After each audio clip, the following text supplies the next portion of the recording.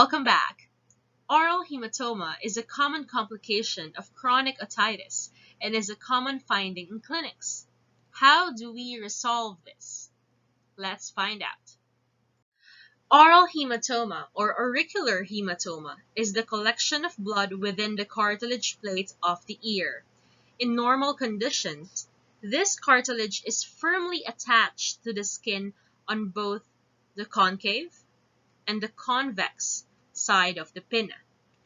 Blood can accumulate within this area only when the concave skin to cartilage attachment weakens or breaks down.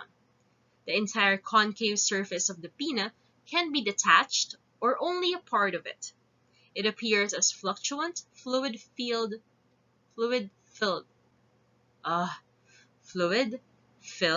swellings on the concave surface of the pinna.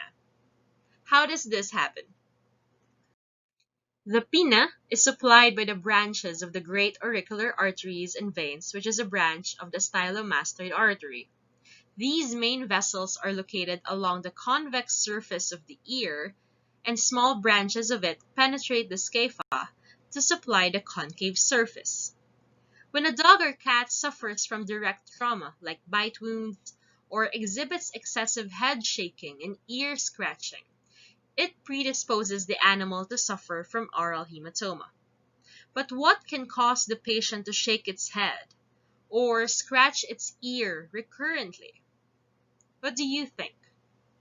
If you have a dog that always scratches its ear or a cat that always shakes its head, what could be the causes of that?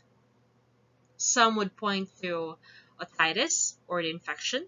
That's why the ear is always itchy.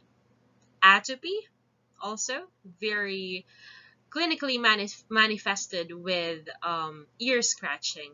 And for cats, it's mostly ear mite infestation that causes excessive head shaking. These are just a few causes. Mechanically, head shaking may cause sinusoidal wave motions in the ear, resulting in the fracture of the cartilage.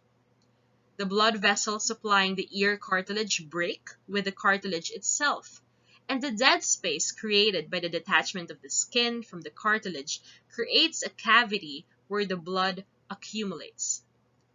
Aural hematoma can also occur in patients with no concurrent ear disease, which may be associated with their increased capillary fragility, which can be observed in patients with hyperadrenocorticism or Cushing's disease.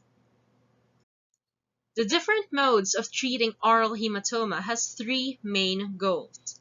Remove the contents of the hematoma cavity, such as the blood and the fibrin. The detached skin from the cartilage must be apposed, and the apposition must be maintained until healing is complete. Also, the underlying condition, such as otitis or atopy, must be correctly identified, diagnosed, and treated to prevent the recurrence of the hematoma.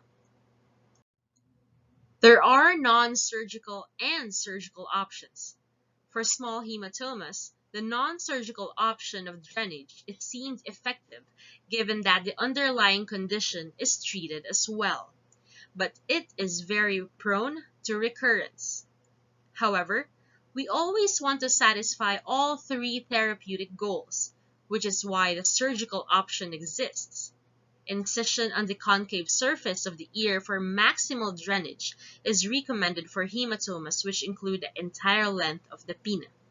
Let's discuss these options in detail in the next video.